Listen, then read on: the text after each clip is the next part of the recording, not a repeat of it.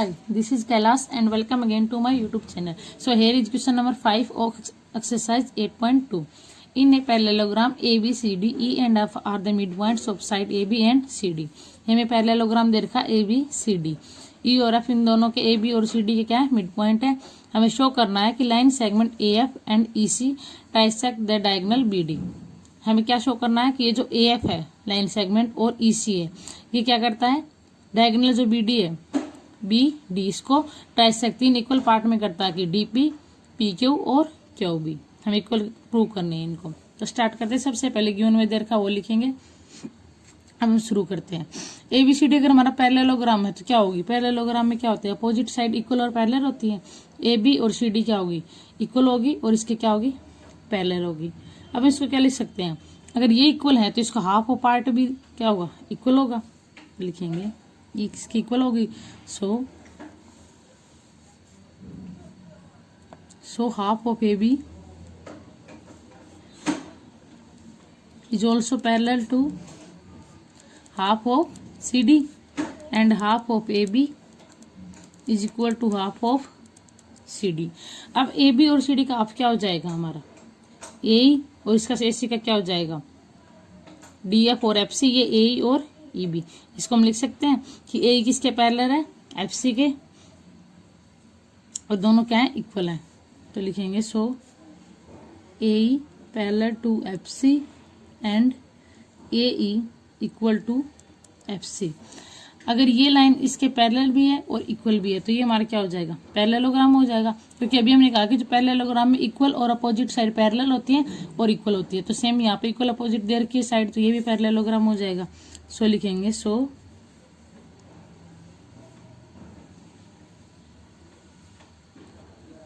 AECF is a parallelogram. Reason देंगे AF parallel to FC नहीं AE parallel to EC. अगर ये parallelogram है तो ये साइड इसके हमने इक्वल और पैरेलल प्रूव कर दी तो ये हमारे इसके क्या हो जाएगी पैरेलल हो जाएगी. क्योंकि इसकी क्या अपोजिट साइड और अपोजिट साइड पैरेलल होती है तो AF और EC भी क्या हो जाएंगे पैरेलल. रीजन देंगे अपोजिट साइड ऑफ पैरेललोग्राम. इसको लेट कर लेते हैं इक्वेशन 1. ओके अब हम ट्रायंगल लेके चलते हैं. ABP ये जो बड़े वाले ट्रायंगल है इसके अंदर में क्या दे रखा है E इसका मिड पॉइंट है. इसका मिड पॉइंट दे रखा है तो हमारा क्या हो जाएगा ये जो EQ है किसके पैरेलल हो जाएगा इसके EQ इसके पैरेलल हो जाएगा. इसका मिड पॉइंट दे रखा है तो क्योंकि converse of mid point theorem से इसको हम कह सकते हैं. सो हम लिखेंगे in triangle ABP E is the mid point of AB. So क्या कह सकते हैं EQ is parallel to AP. तो EQ हमारे किसके पैरेलल हो जाएगा AP के.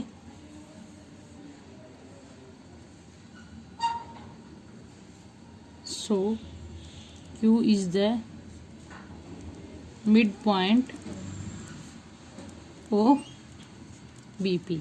अगर ये इसके पैरेलल हो जाएगा तो ये Q हमारा क्या हो जाएगा ये भी इसका मिड पॉइंट होगा. इसका रीजन क्या देंगे by converse of mid point theorem. Converse of mid point theorem से हमने ये पढ़ा है. अगर आपको converse of mid point theorem नहीं पता है तो मैंने इंट्रोडक्शन वाले वीडियो में करवा रखा है. अगर फिर भी आप इसको करने से पहले आप एक बार उसको देख लीजिएगा अच्छे से समझ में आ जाएगा. ओके उसके लिए नीचे डिस्क्रिप्शन बॉक्स में लिंक दिया हुआ है तो आप देख सकते हैं वहां से. तो ये कन्वर्स ऑफ थ्योरम से इसकी इक्वल होगा तो इसको हम लेट कर लेते हैं इक्वेशन 2. ये हमारी इक्वेशन 2 होगी. अब ट्रायंगल लेके चलते हैं बड़े वाली DQC. पहले ये लेके गए थे ABP सेम ये क्या इसकी सिमिलर दिख रही है तो इसको लेके चलेंगे DQC को. सो इसको हम क्या करेंगे DQC में हमें क्या दे रखा है F इसका मिड पॉइंट दे रखा है तो सेम जैसे इसको प्रूव किया सेम इसको करेंगे कि F इसका मिड पॉइंट दे रखा है तो क्या हो जाएगा ये जो PF है इसके QC के इक्वल हो जाएगा और QC के इक्वल हो जाएगा. फिर इसको हम क्या लिख सकते हैं BQ और इसकी इक्वल हो जाएगा PQ. तो ये दोनों पार्ट इक्वल हो जाएंगे तो हम इसको लिखेंगे in triangle DQC F is the midpoint. F is the midpoint of DC. अगर ये इसका midpoint है तो हमारा क्या हो जाएगा, PF is parallel to QC. So ये इसके पैरेलल हो जाएगा, तो P is the midpoint of DQ. Converse of midpoint theorem. Same ऐसे ही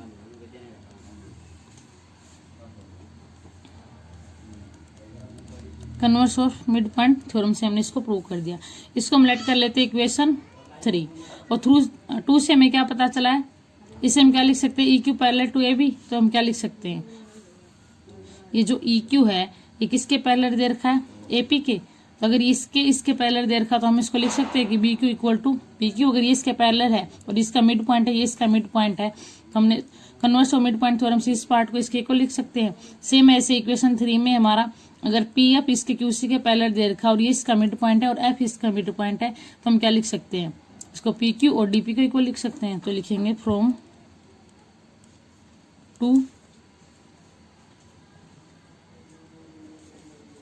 2 से हमारा क्या आ जाएगा, B Q is equal to P Q, and from 3 से क्या आ जाएगा हमारा, P Q is equal to D P. यहाँ पे लिखेंगे फ्रॉम 2 and 3, दोनों से हम क्या लिख सकते हैं, बी क्यू किसके इक्वल है, पी क्यू के, और पी क्यू डी पी के, तो आपस में ये तीनों इक्वल हो जाएंगी। B Q is equal to P Q is equal to D P, B Q equal to P Q equal to D P. तीनों पार्ट अगर हमारे इक्वल आ गए, ये हमें इससे पूछा था कि trisect the diagonal B D को ट्राइसेक्ट कर रहे हैं, तो ये हमें प्रूव करना था। सो लिखते हैं, इस लिखेंगे सो AF and EC trisect the diagonal BD। इसे नीचे लिखेंगे प्रूव, ये हमने प्रूव कर दिया। तो ये था हमारा क्वेश्चन नंबर 5। अब करते हैं क्वेश्चन नंबर 6। हमारा क्वेश्चन नंबर 6 है, show that the line segment joining the mid points of the opposite side of a quadrilateral bisect each other. So हमने ये एक क्वाड्रिलेटर लिया कि ए बी सी डी, इसके मिड पॉइंट को line segment को join कर रखा है, इसके मिड पॉइंट हो गए पी क्यू आर एस, और इसको हमने ज्वाइन किया है। अब हमें क्या शो करना है कि opposite side of a quadrilateral bisect each other. अब जो ये मिड पॉइंट से इसका जो बनाया है क्वाड्रिलेटर, अब हमें क्या करना है, इसके जो ये डायगोनल है एक दूसरे को क्या करते हैं, बाइसेक्ट ईच अदर। तो ये दोनों क्या करते हैं, एक दूसरे को पी आर और क्यू एस यहाँ पे बाइसेक्ट करते हैं। तो हमें ये प्रूव करना, ओके। सो स्टार्ट करते हैं। सबसे पहले ट्रायंगल लेके चलेंगे ए सी डी, तो लेंगे इन ट्रायंगल ए सी डी। इसके अंदर हमें क्या दे रखा है, ए सी डी के अंदर ये जो एस आर है, सॉरी ये जो एस आर है, ये किसके इक्वल दे रखा है, ए सी के। मिड पॉइंट थ्योरम से हम लिख सकते हैं।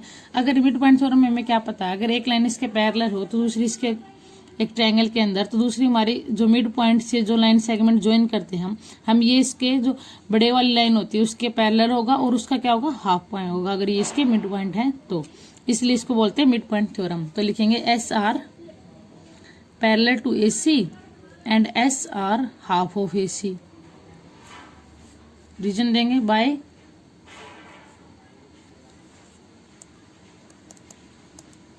Mid point theorem.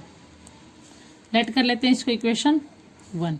ये तो होगी इक्वेशन 1। अब सेकंड ट्रायंगल कौन सी लेके चलेंगे, जैसे इस वाली ट्रायंगल होगी सेम ऐसे ही लेके चलेंगे। ए बी सी, इसमें भी हमारा क्या है, क्यू पी इसके ए सी के क्या हो जाएगी, हाफ, और इसके पैरेलल हो जाएगी। तो लिखेंगे in triangle A B C P Q is parallel to A C and P Q is equal to half of A C. Reason ये देंगे, एमपीटी लिख सकते हैं मिड पॉइंट थ्योरम। ये हो जाएगी इक्वेशन हमारी सेकंड। फ्रॉम 1 and 2 हम क्या लिख सकते हैं, दोनों एसी के पैरेलल और इक्वल है ना, तो आपस में हो जाएंगे। लिखेंगे फ्रॉम 1 and 2 एस आर किसके इक्वल हो जाएगी, पी क्यू के, और एस आर पैरेलल हो जाएगी पी क्यू के, क्योंकि एस आर ए सी के पैरेलल इक्वल है हाफ ऑफ ए सी के, और यहाँ पे क्या है,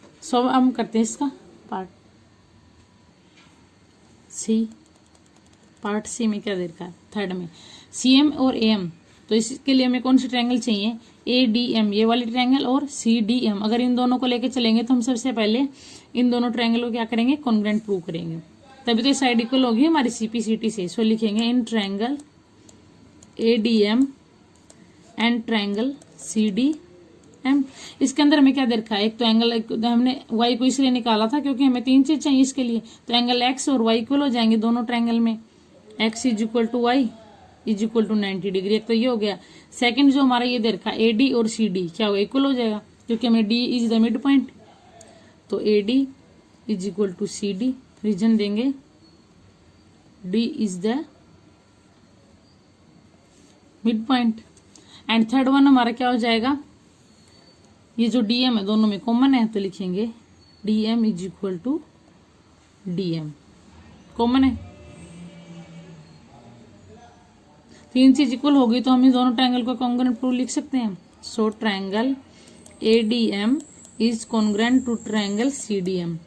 अगर ये इसके इक्वल दे रखा है, CDM के और दोनों ट्रायंगल इक्वल होगी तो इनकी जो कोरस्पॉन्डिंग पार्ट है वो भी इक्वल हो जाएंगे। तो लिखेंगे so AM is equal to CM by CPCT। इसको मान लेते हैं क्वेश्चन 1। और इसका हम ये भी दे सकते हैं रीजन कि ये किस रूल से हुई है। तो इसके अंदर हमारे तीनों क्या दे रखे हैं, एक एंगल है 90 डिग्री का और दोनों साइड है, तो ये किस रूल से हो जाएंगे, साइड एंगल साइड रूल से।